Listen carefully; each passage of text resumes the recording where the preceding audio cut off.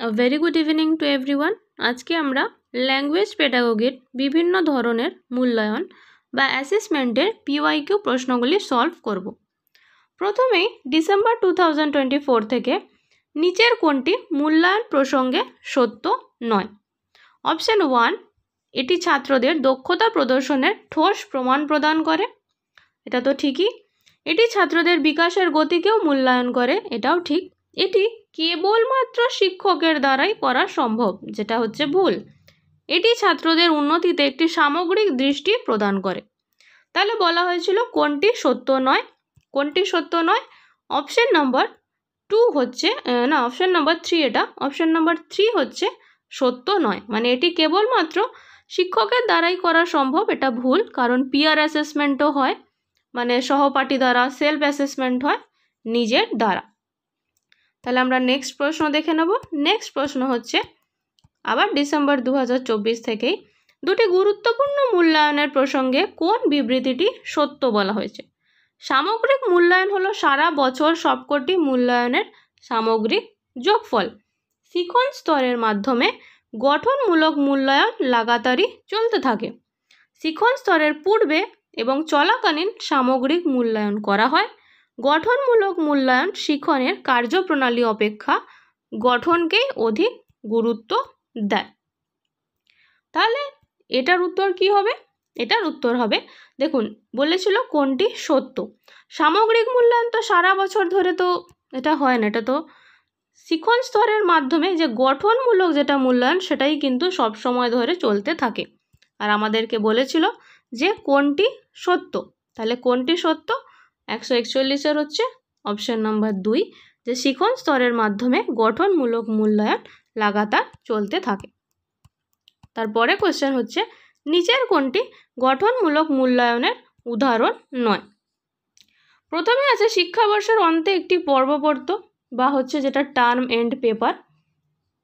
কিছু সময় ধরে ছড়িয়ে থাকা উপলব্ধিমূলক লিখিত পরীক্ষা এবং অন্যান্য কিছু কার্যের সম্মিলন। দেখুন কিছু সময় ধরে লেখা আছে, মানে এটা ঠিক। সমগ্র শিক্ষাবর্ষে ক্ষুদ্র ক্ষুদ্র পরীক্ষা থেকে সহপাঠী পুনর্বিচার পর্যন্ত বিস্তৃত মূল্যায়ন পদ্ধতি। এটাও ঠিক। সমগ্র শিক্ষাবর্ষে মৌখিক এবং লিখিত কার্য, চরিত্র, অভিনয়। এটাও কিন্তু ঠিক। এগুলোই হচ্ছে গঠনমূলক মূল্যায়ন বা ফর্মেটিভ অ্যাসেসমেন্ট। কিন্তু সামেটিভ অ্যাসেসমেন্ট মানে এটা বলেছিল যে কোনটা উদাহরণ নয়। উদাহরণ নয় হচ্ছে term and paper. Term and paper কিন্তু গঠনমূলক মূল্যায়নের উদাহরণ নয়। টার্ম এন্ড পেপার হচ্ছে সামেটিভ অ্যাসেসমেন্ট, বা যেটা একদম শেষে হয়।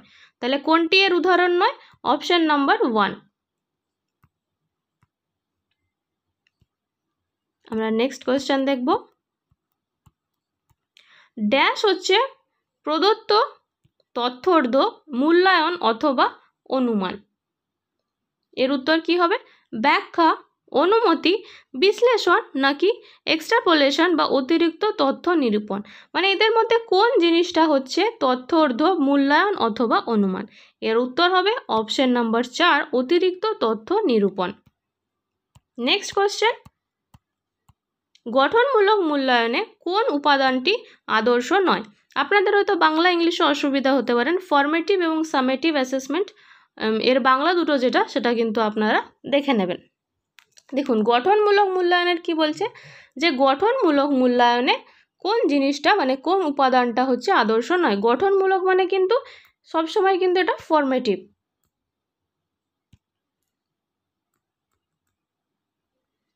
ফর্মেটিভ এর মধ্যে কোন উপাদানটি আদর্শ নয়?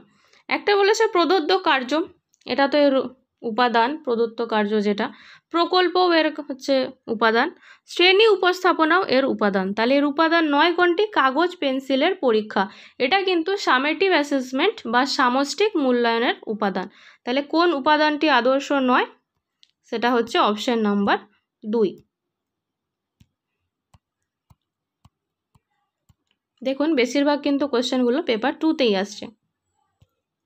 নেক্সট কোশ্চেন, শিখন পদ্ধতিতে সারাক্ষণই মূল্যায়ন চলতে থাকে। শিক্ষার্থীর শিখন এবং বোধের বিশ্লেষণ, এটিকে কি বলা হচ্ছে? শিখনের জন্য মূল্যায়ন, শিখনের মূল্যায়ন, শিখনে মূল্যায়ন নাকি মূল্যায়ন হিসেবে শিখন? এখানে আমি একটা কথা বলে রাখি, যেটা আমরা পড়ছিলাম ফরমেটিভ অ্যাসেসমেন্ট বা গঠনমূলক মূল্যায়ন, তাকে কিন্তু বলা হয় যে অ্যাসেসমেন্ট ফর লার্নিং। আর যেটা ছিল সামেটিভ মূল্যায়ন, যেটা ছিল আমাদের সামেটিভ মূল্যায়ন, তাকে কিন্তু বলা হয় অ্যাসেসমেন্ট অফ লার্নিং, মানে শিখনের মূল্যায়ন। আর যেটা ফরমেটিভ, তাতে তো ফর কথাটা আছেই, এখান থেকে আপনারা মনে রাখতে পারবেন যে অ্যাসেসমেন্ট ফর লার্নিং মানে শিখনের জন্য মূল্যায়ন। তাহলে দেখুন, যেটা সারাক্ষণই যে মূল্যায়নটা চলতে থাকছে, সারাক্ষণ কোন মূল্যায়ন চলে? ফরমেটিভ মূল্যায়ন, যেটা প্রতিটা মাসেই চলছে, আবার 6 মাস অন্তর চলছে, 3 মাস অন্তর চলছে, তাহলে এটাকে কী বলা হয়? ফরমেটিভ মূল্যায়ন বলা হয়। আর ফরমেটিভ মূল্যায়ন মানে হচ্ছে অ্যাসেসমেন্ট ফর লার্নিং, মানে শিখনের জন্য মূল্যায়ন। তাহলে হচ্ছে অপশন নাম্বার 1। আমি আরেকবার বলছি, ফরমেটিভ মূল্যায়ন হচ্ছে, যে ফর কথাটা যেহেতু এখানে আছে, অ্যাসেসমেন্ট এখান থেকে মনে রাখতে পারেন যে অ্যাসেসমেন্ট ফর লার্নিং মানে শিখনের জন্য মূল্যায়ন। আর সামেটিভ যেটা, সেটা হচ্ছে অ্যাসেসমেন্ট অফ লার্নিং মানে শিখনের মূল্যায়ন। ঠিক আছে, আমরা নেক্সট কোয়েশ্চেন দেখব। শিক্ষার্থীর দলগতভাবে পূর্ববর্তী পাঠের শব্দভাণ্ডার বিষয়ক 5টি প্রশ্নের উত্তর খুঁজছে। তারপর তারা অন্য দলের সঙ্গে প্রশ্ন বিনিময় করে নিচ্ছে এবং উত্তর দেওয়ার চেষ্টা করছে।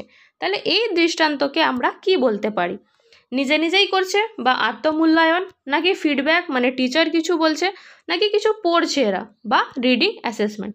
দেখুন এখানে কি লেখা ছিল, শিক্ষার্থীরা দলগতভাবে করছে এবং অন্যান্য দলের সাথেও কিন্তু প্রশ্ন বিনিময় করছে। তাহলে এর উত্তরটা কি হবে? সহপাঠী মূল্যায়ন, অপশন নাম্বার 1। নেক্সট প্রশ্ন হচ্ছে পার্বিক বা গঠনগত মূল্যায়ন। দেখুন বাংলাতে কিন্তু অনেকগুলো টার্ম লেখা থাকে, আমরা গঠনগত মানে কি জানি? ফরমেটিভ ইভ্যালুয়েশন বা অ্যাসেসমেন্ট বা টেস্ট, যে কোনো জিনিস। তাহলে গঠনগত মূল্যায়ন হচ্ছে অপরিবর্তনীয়, যেটাকে হচ্ছে পরিবর্তন করা যায় না, যা শিক্ষণ প্রক্রিয়ার মধ্যে ঘটে চলে, শিক্ষণ প্রক্রিয়ার মধ্যে ঘটে চলে বোঝাতে চাইছে। আর তৃতীয় হচ্ছে ঘটমান উন্নয়ন ও উৎকর্ষ বা সম্পাদনার সঙ্গে সম্পর্কিত, মানে ডেভেলপমেন্ট এবং ইমপ্রুভমেন্ট।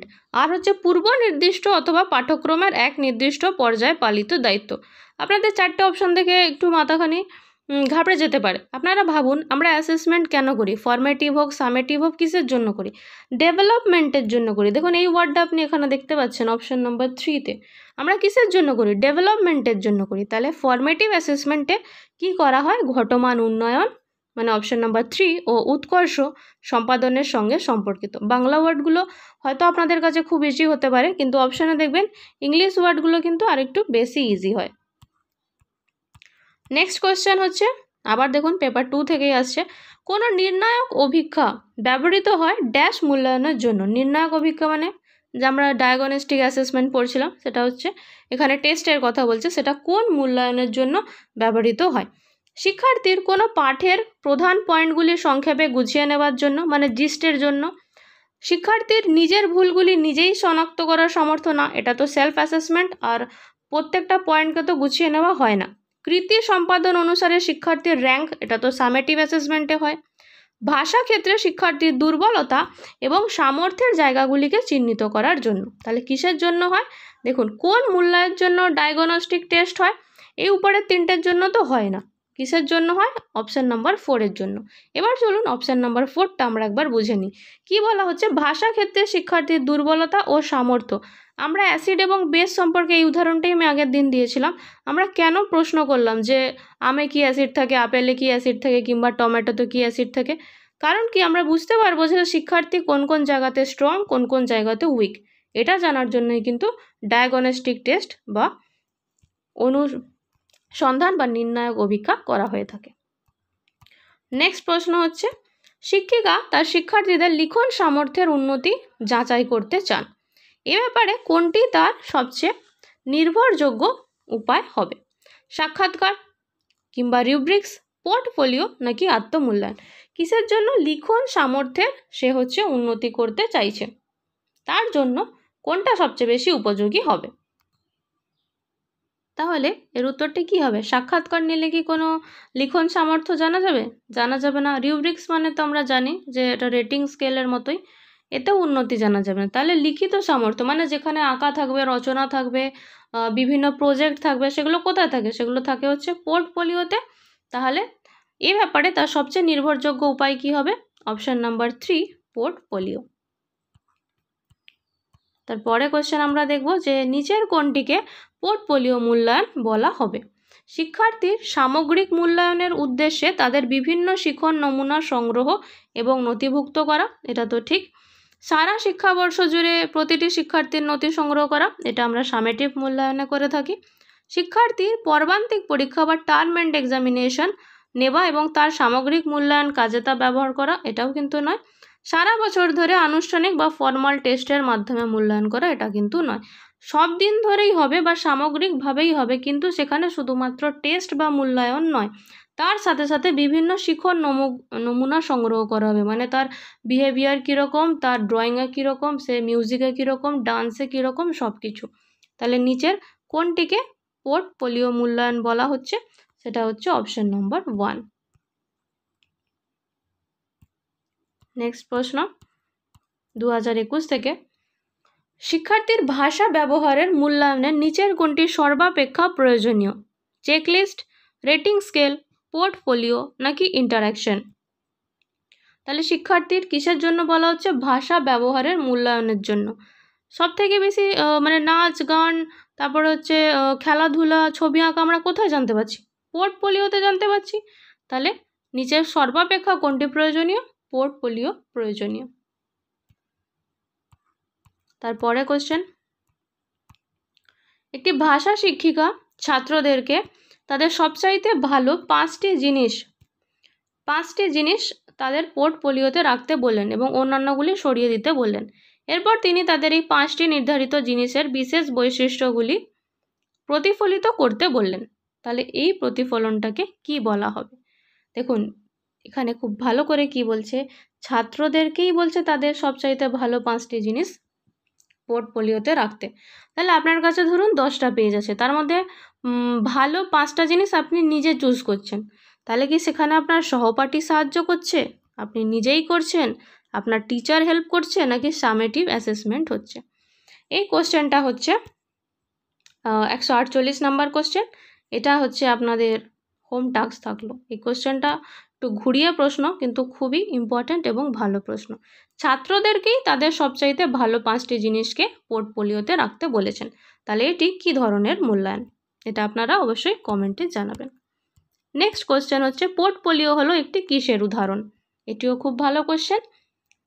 ব্যক্তিগত মূল্যায়ন, শিক্ষকের মূল্যায়ন, নাকি ব্যক্তিগত এবং শিক্ষক দুজনেরই মূল্যায়ন, নাকি বোর্ডের মূল্যায়ন?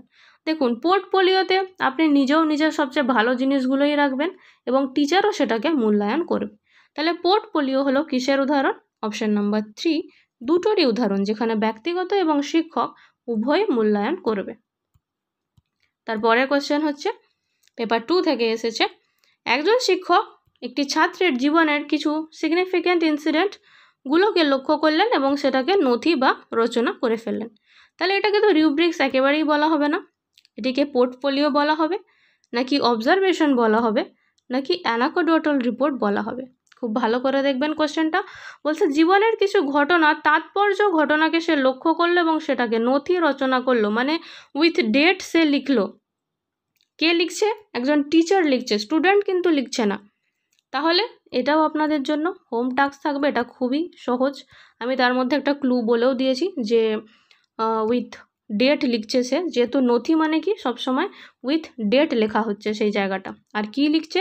একটা সিগনিফিক্যান্ট বা একটা খুবই তাৎপর্যপূর্ণ ঘটনা একজন টিচার লিখছে। তাহলে এর উত্তরটা আপনারা অবশ্যই কমেন্টে জানাবেন। এটা হচ্ছে আপনাদের হোম টাস্ক থাকলো। আমরা নেক্সট কোশ্চেনে যাব। এটা হচ্ছে পেপার 2 জুলাই 2019 থেকে। একটি শ্রেণীকক্ষে পড়ানোর পর একজন ভাষা শিক্ষিকা তার ডায়েরিতে লিখলেন, ছাত্ররা ভাষার খেলা খুব চিত্তাকর্ষক, অ্যাট্রাকটিভ এবং সক্রিয়ভাবে অংশগ্রহণ করেছে, কিন্তু তৃতীয় গোষ্ঠীর ছাত্রছাত্রীরা এ বিষয়ে প্রয়োজনীয় পরিণতিতে পৌঁছাতে রীতিমতো সংঘর্ষ করেছে। তাহলে এটা হলো শিক্ষিকার কোন বিষয়ের উদাহরণ? এটা কি মূল্যায়ন, নাকি অ্যানাকডোটাল রিপোর্ট, নাকি রিফ্লেক্টিভ থিঙ্কিং, নাকি অবজারভেশন?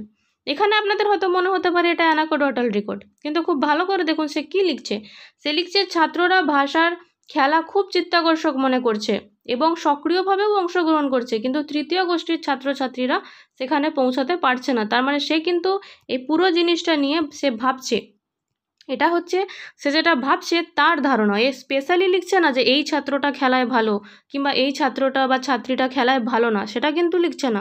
এ সমগ্র অংশভাবে লিখছে, মানে নিজের চিন্তা ভাবনাকে বিকাশ করছে। তাহলে এর উত্তর কি হবে? অপশন নাম্বার 3, প্রতিবিম্ব ভাবনা বা রিফ্লেকটিভ থিঙ্কিং। নেক্সট কোয়েশ্চেন হচ্ছে, একটি ভাষা শিখতে গিয়ে একটি শিশু যে সুনির্দিষ্ট সমস্যার সম্মুখীন হয় এবং যে পরীক্ষা একজন শিক্ষককে তা বুঝতে সাহায্য করে সেটি কি পরীক্ষা? বিচক্ষণ পরীক্ষা, কারণ অনুসন্ধান পরীক্ষা, সংযোগকারী পরীক্ষা নাকি সমস্যা সমাধান পরীক্ষা? এখানে দেখুন সেই শিক্ষার্থীটি সমস্যার সম্মুখীন হয়েছে এবং টিচার কি দেখবে যে কিসের জন্য সমস্যা হচ্ছে বা কি কারণ হচ্ছে সেটা দেখবে, মানে কি কারণ অনুসন্ধান বা ডায়াগনস্টিক পরীক্ষা। তাহলে এর অপশন কি? অপশন নাম্বার 2 হচ্ছে এর আনসার। নেক্সট কোয়েশ্চেন আমরা দেখব, যেটি হলো পোর্টফোলিও সম্পর্কে নিম্নলিখিত কোন বাক্যটি সঠিক? তাহলে পোর্টফোলিও সম্পর্কে কোন বাক্যটি সঠিক? এটি লেখার অভ্যাস তৈরি করায়। এটা প্রধান উদ্দেশ্য হলো ছাত্রদের কাজ সংগ্রহ করা, তাকে সুরক্ষিত রাখা। এটি শিক্ষকের সময় বাঁচায়, দেখুন এইটা তো একদমই নেগেটিভ ওয়ার্ড। এটি শিক্ষকের ছাত্রদের ক্রম উন্নতি মাপতে সাহায্য করে, একদম ঠিক। তাহলে অপশন নাম্বার 4। নেক্সট কোয়েশ্চেন, আর দুটোই কোয়েশ্চেন আছে মনে হয়। 135 ফ্রম 2018, ভাষা মূল্যায়নের যে আমরা যে মূল্যায়ন করছি তার প্রকৃত উদ্দেশ্য কী? শিক্ষার্থীদের ভুল খুঁজে বার করা, একদমই নয়। ছাত্রদের কর্মক্ষমতার নিরিখে পদোন্নতি তো এখানে নিশ্চয়ই হচ্ছে না। ছাত্রদের সফলতার পরিমাপ করা এবং পড়ার মধ্যে থেকে যাওয়া শূন্যতাকে লক্ষণ দেখে নির্ণয় করা এবং প্রতিকার করা। আপনার মনে হবে এটাও ঠিক এবং এটাও ঠিক, দুটোই ঠিক, কিন্তু দুটোর মধ্যে সবথেকে বেশি কোনটা ঠিক? শুধু কি সফলতা পরিমাপ করলেই হয়ে যাবে? একদমই নয়। পড়ার মধ্যে যে শূন্যতা আছে তাকে লক্ষণ মানে তাকে নির্ণয় করা এবং সেটাকে প্রতিকার করা। Option number 4। লাস্ট কোয়েশ্চেন আমাদের, ভাষা শিক্ষায় বস্তুগত মূল্যায়ন পদ্ধতিতে যা জরুরি বা আবশ্যক সেটি কি? বস্তুনিষ্ঠ বা সমালোচনামূলক, বোধগম্যতা, দেখুন বোধগম্যতাও দরকার, সমালোচনাও দরকার, ব্যবহারমূলকও দরকার। আচ্ছা, এখানে একটা খুব সোজা অপশন দিয়ে দিয়েছে, উপরোক্ত সবগুলি। তাহলে আমাদের কি কি দরকার? বস্তুনিষ্ঠটাও দরকার, সমালোচনামূলকও দরকার, বোধমূলক দরকার, ব্যবহারমূলকও দরকার, এবং সেটিকে বিশ্বাসযোগ্য এবং বৈধও হতে হবে। তাহলে বস্তুগত মূল্যায়ন পদ্ধতিতে যা জরুরি বা আবশ্যিক সেটা হলো উপরোক্ত সবগুলি। এটা ছিল আমাদের PYQ। কোনো প্রবলেম থাকলে অবশ্যই কমেন্টে জানাবেন।